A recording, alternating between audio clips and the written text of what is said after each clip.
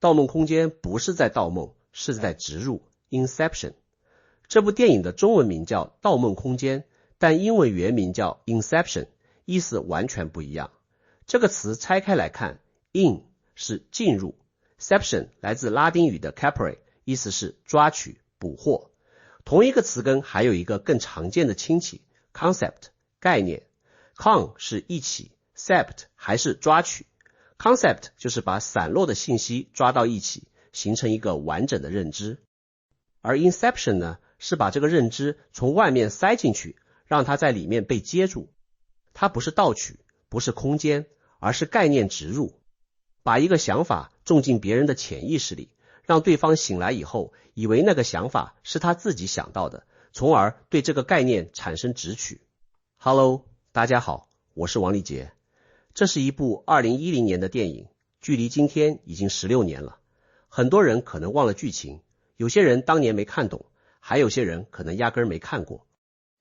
所以在拆解之前，我先花2分钟把故事背景交代清楚。中文名为什么叫盗梦空间？因为电影一开始，莱昂纳多·迪卡普里奥饰演的男主角科布干的就是盗梦这个行当。他是一个盗取者，专门替客户潜入商业对手的梦境里，从对方的潜意识中窃取机密信息。人在做梦的时候，意识防线会降低，那些清醒时绝不会透露的秘密，在梦里就可能暴露出来。这就是盗梦，从别人的意识里拿走东西。但电影的第一个反转马上就来了。科布接了一单任务，目标是一个日本商业巨头的齐藤。他们潜入齐藤的梦境去偷商业机密，层层深入，甚至搭建了梦中梦。但齐藤不是一般人，他受过专门的反盗取训练，再加上科布潜意识中的妻子马尔多次出现破坏任务，最终任务失败了。然而齐藤没有报复他们，反而看中了科布团队的能力。他提出了一个新任务，不是从别人脑子里偷东西，而是往竞争对手的潜意识里植入一个概念。他最大的竞争对手是一家能源帝国，老掌门人即将去世，儿子费舍尔马上要继承整个集团。齐藤需要科布把一个想法植入费舍尔的潜意识里，让他在继承公司之后主动决定解散父亲的商业帝国。而且费舍尔必须以为这是他自己的决定，是出于自由意志做出的选择。这就是从盗梦到植入的反转。从意识里拿东西出来和往意识里放东西进去，难度完全不在一个量级。科布自己都说过，盗取已经很难了，但植入比盗取难上100倍。那科布为什么要接这个几乎不可能的任务？因为他有一个回不了家的秘密。他的妻子马尔自杀了，而美国当局却认为是科布杀的。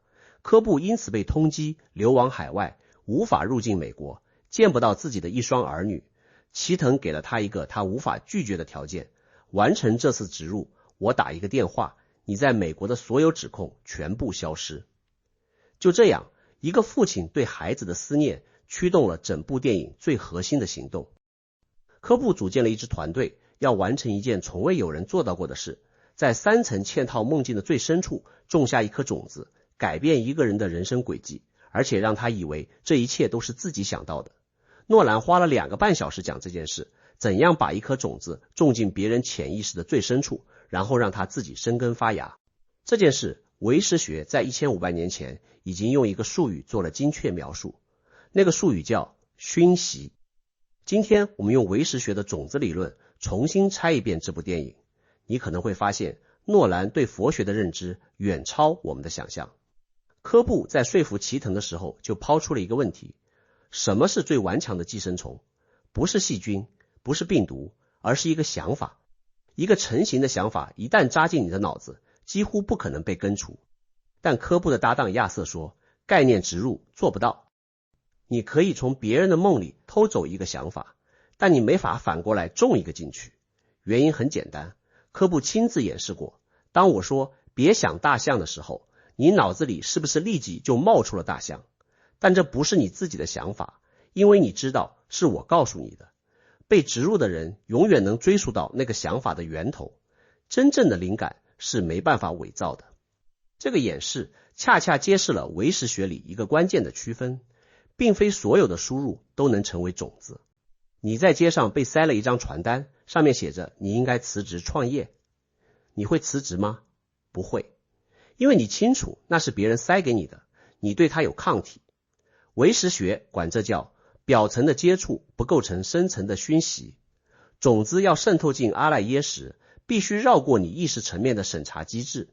所以科普团队面对的核心挑战不是简单的告诉费舍尔你该解散父亲的公司，如果直接说他会拒绝，就像你拒绝传单一样，他们必须设计一条路径，让这个想法从费舍尔自己的内心深处涌现出来。怎么做？电影里有一段极其精彩的讨论，伪造师伊姆斯提出了最关键的洞见：正面情感永远胜过负面情感。我们每个人都渴望和解，渴望释然。如果只是利用费舍尔对父亲的怨恨，暗示他报复老头子，拆了公司，那颗种子会因为愤怒而生根，但也会因为愤怒消退而枯萎。真正持久的种子必须扎在一个更深的情感地基上。于是他们选择了一条完全不同的路线，不是摧毁父子关系，而是修复它。让费舍尔相信父亲临终前真正想说的是：儿子，我希望你做你自己，不要活在我的影子里。这个策略选择在唯识学里有一个精确的对应。唯识学把种子分为善种子和恶种子。恶种子生根快，但不稳定，容易被新的体验覆盖。善种子生根慢，但一旦扎下去，它会和你内心最深处的善根交织在一起，变成你人格的一部分。因为我们最深层的本性是佛性，不是魔性。伊姆斯说的那句话翻译成唯识学就是善种子的熏习力永远强于恶种子。接下来他们设计了3层梦境，每一层做一件事儿。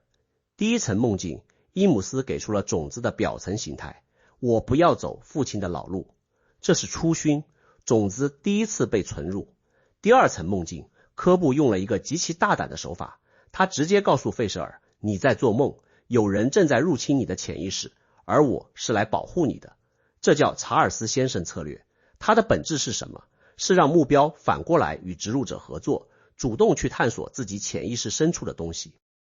费舍尔不再是被动的接收者，他变成了主动的挖掘者。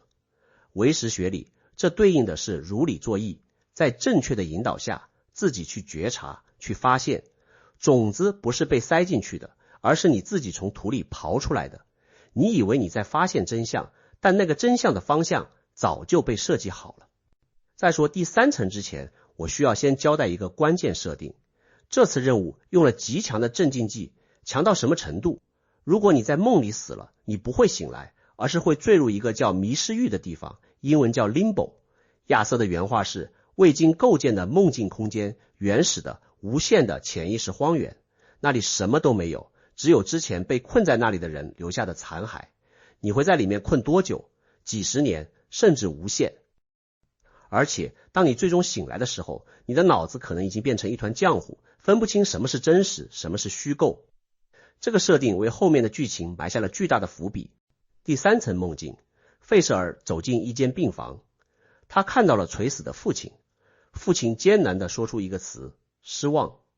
费舍尔一直以为父亲对自己失望，这颗旧种子在他心里埋了一辈子。但在这一刻，父亲费力地把话说完：我失望的是你在努力模仿我。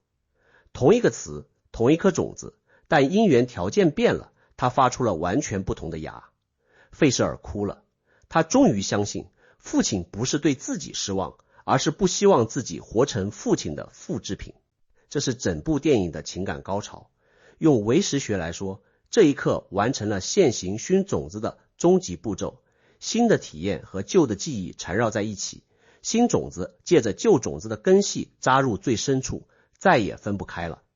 伊姆斯在策划阶段说过一句话，是整个行动的最高纲领，他必须自己给自己这个想法，这是他能扎根的唯一方式。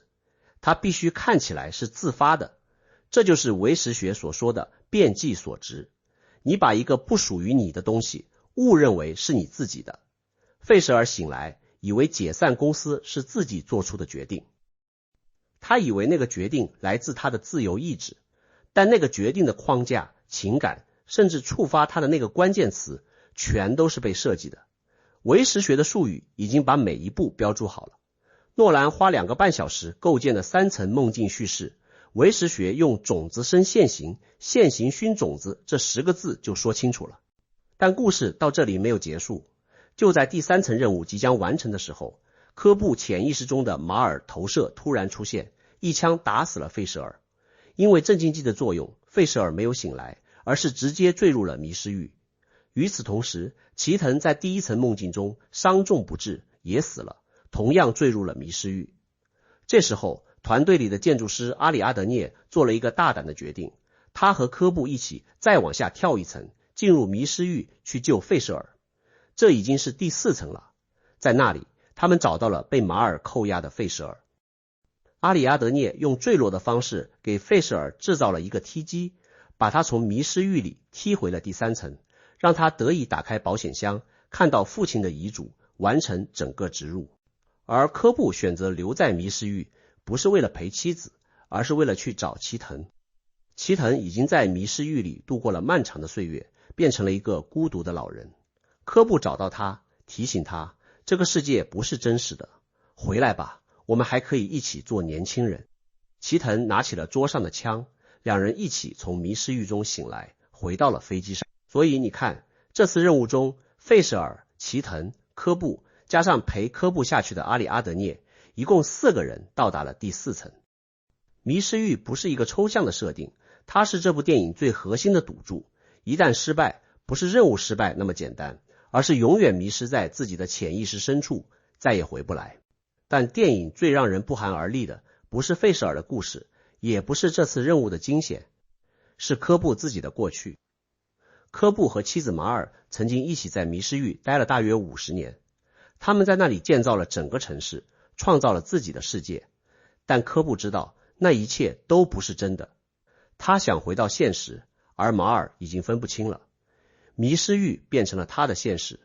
为了把妻子带回来，科布做了一件事。他潜入马尔意识最深处，找到了他封存信念的地方，然后种下了一个极其简单的想法：你的世界不是真实的。一颗种子，简单到不能再简单。在迷失狱里，这颗种子完美的发挥了作用。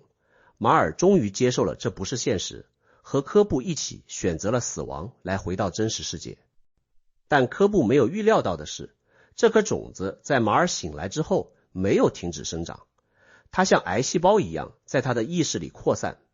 他醒了，回到了真实世界，看到了真实的孩子，但那颗种子一直在低语：你的世界不是真实的。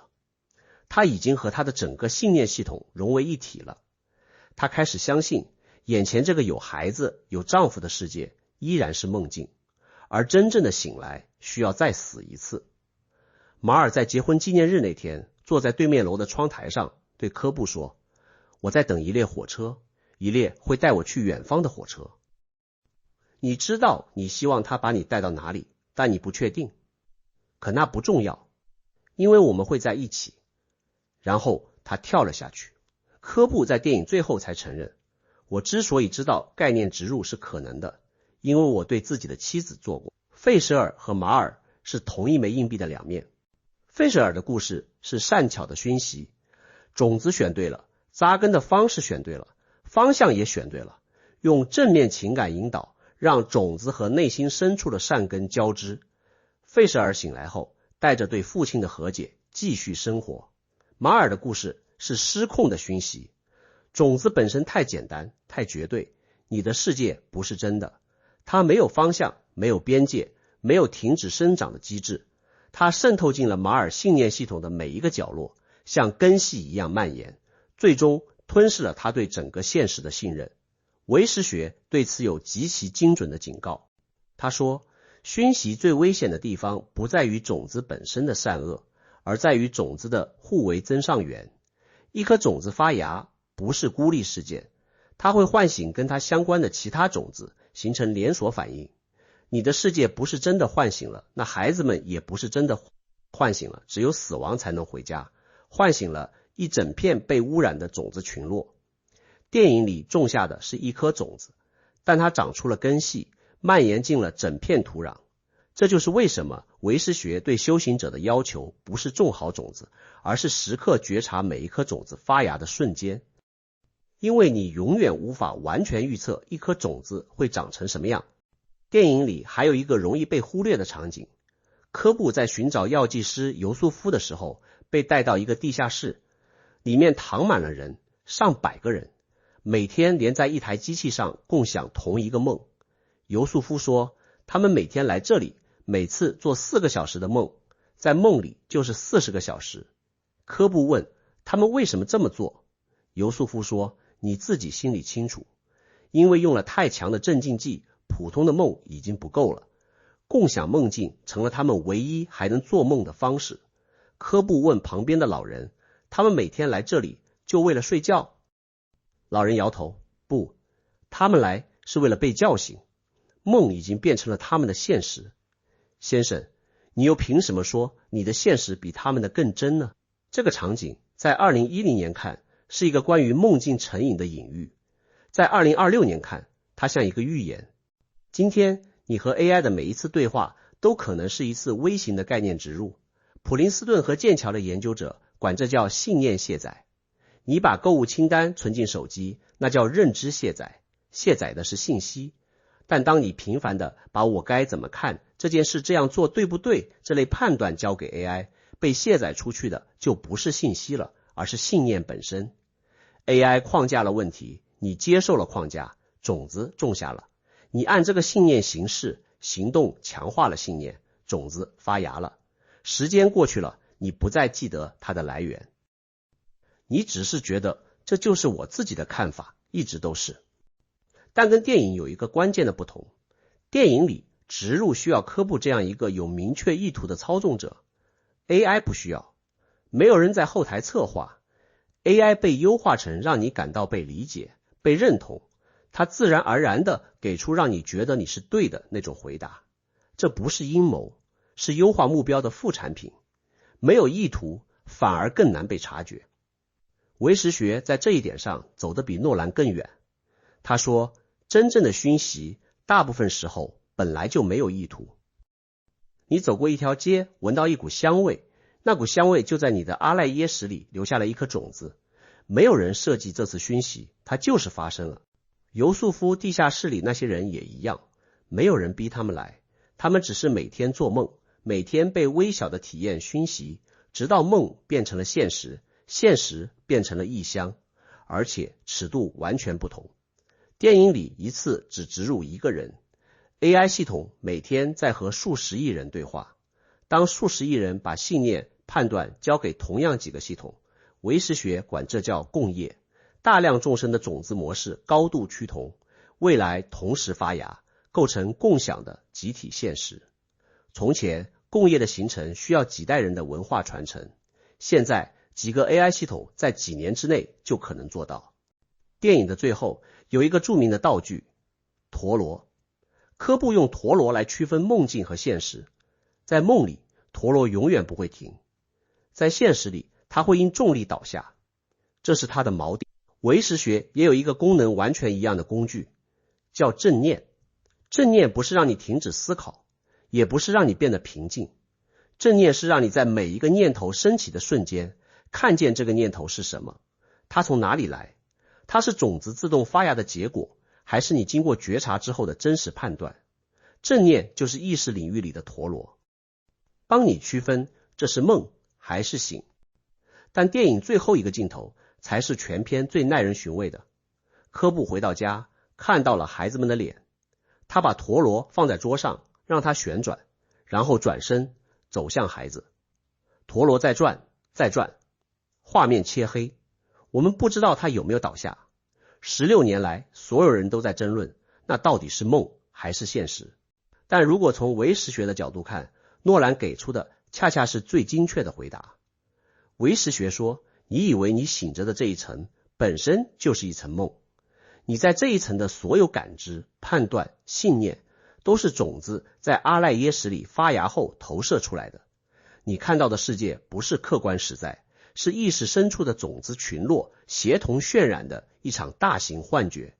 所以陀螺倒不倒根本不重要，因为即使它倒了，即使你以为自己醒了，你可能只是从一层梦进入了另一层梦。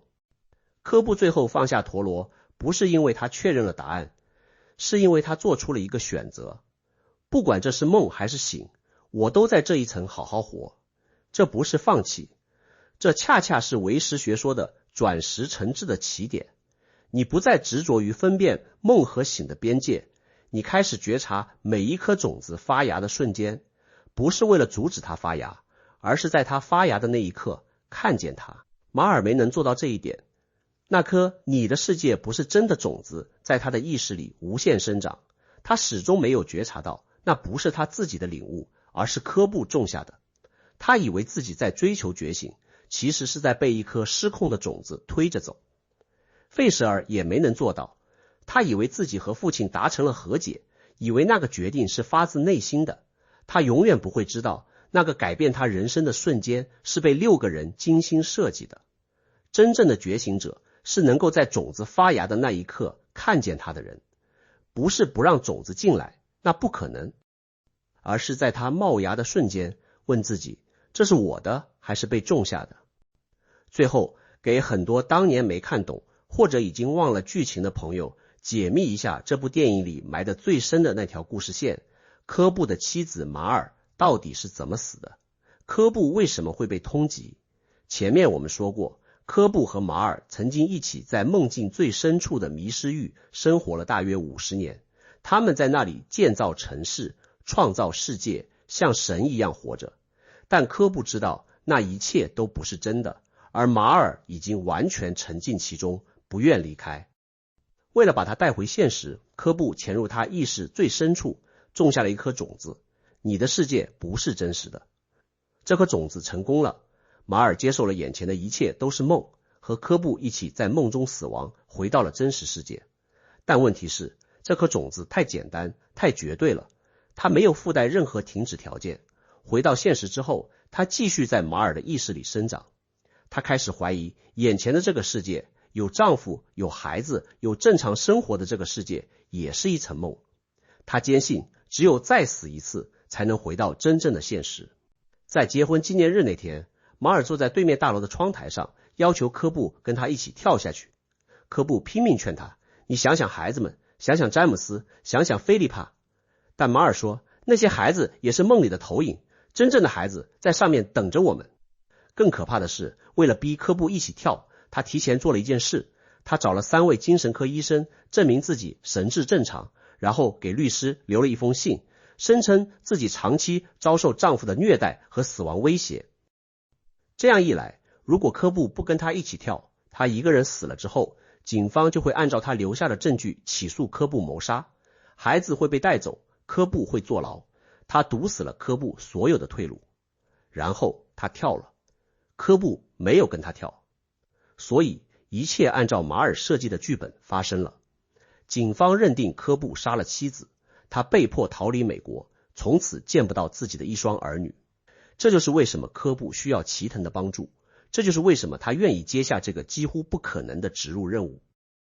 一切的源头都是他自己当年种下的那颗种子，而这颗种子带来的后果不仅仅是马尔的死和科布的流亡。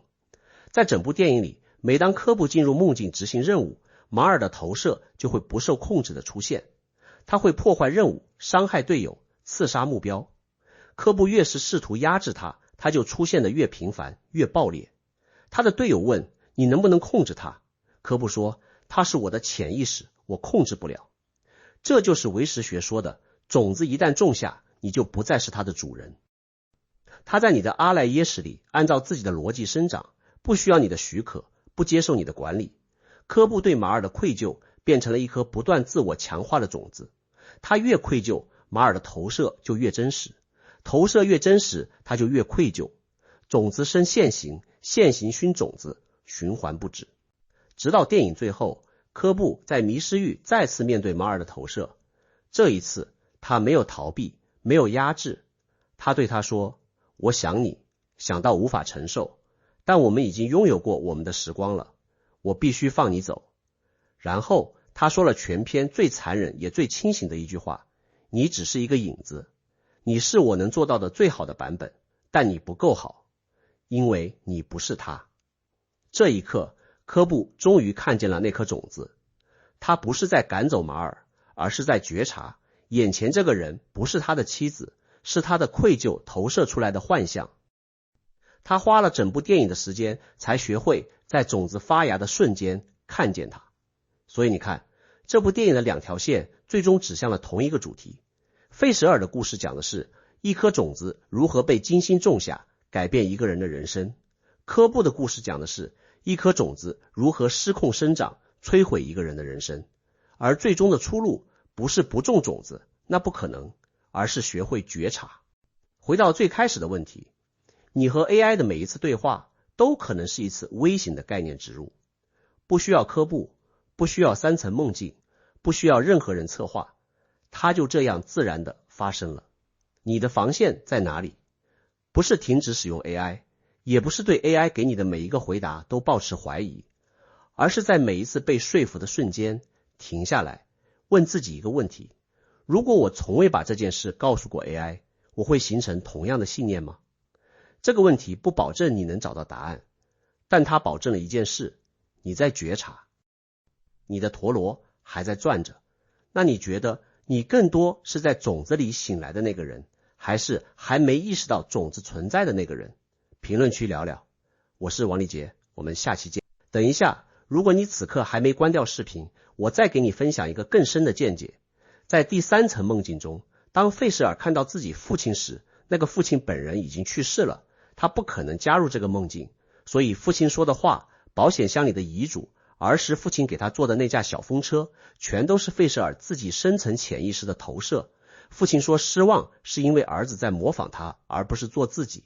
费舍尔渴望与父亲和解，这些不是科布团队从外面塞进去的，而是一直埋在费舍尔心底最深处的种子。换句话说，造梦者设计的不是种子本身，而是让种子浮现的条件。他们构建了3层梦境，一层层拨开费舍尔的心理防线，帮他把那颗他自己都不敢面对的种子挖了出来。这一层意思，诺兰没有直接告诉你，需要观众自己品味。从结局来看，齐藤得到了自己想要的商业版图，费舍尔也没有认为任何人给他植入了新的概念，一切都是他自己潜意识深处的种子在现行。科布回到了美国，见到了儿女，放下了对妻子愧疚的执念，结局皆大欢喜，但观众的思考还在继续。谢谢你看到最后1秒，我是王立杰，我们下期再见。